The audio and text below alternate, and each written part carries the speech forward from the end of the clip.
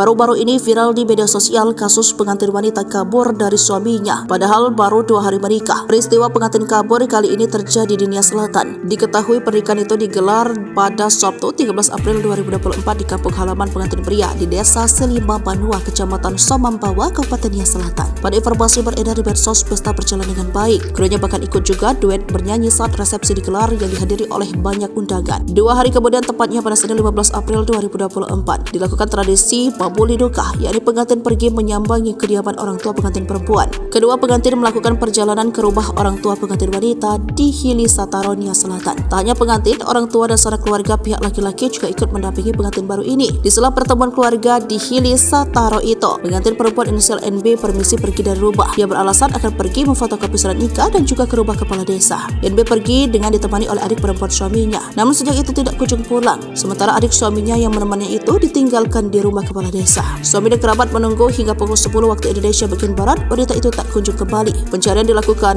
menanyakan informasi kepada banyak pihak, namun tidak membuahkan hasil. Melihat ada gelagat yang tidak baik dari pengantin baru itu, akhirnya pihak laki-laki kembali ke rumah mereka di Desa Selima Banua. Sebagian lagi masih terus melakukan pencarian perempuan tersebut. Hingga kini disebutkan pengantin wanita itu tak juga berhasil ditemukan. Peristiwa hilangnya pengantin perempuan ini sudah juga dilaporkan kepada pihak kepolisian. Informasi terbaru menyebutkan pengantin wanita inisial NB yang merupakan lulusan dari sekolah teologi itu telah pergi dengan seorang laki-laki yang bukan suaminya. Ekspresi disorot, netizen sedang ramai yang menyorot ekspresi pengantin wanita saat duet menyanyi dengan suaminya. Pada video beredar, dia menunjukkan wajah yang datar sedangkan suaminya saat itu sedang gembira bernyanyi. Dari wajahnya macam ada sesuatu di pikirannya. Coba dilihat dari kedingnya, tulis seorang pengunggah akun medsos mengomentari video tersebut. Sementara itu, melalui akun media sosial, pihak keluarga pengantin pria mengatakan pernikahan itu tidaklah ada unsur paksaan, tidak ada perjodohan. Keduanya bahkan sudah pacaran untuk jangka waktu yang sangat lama.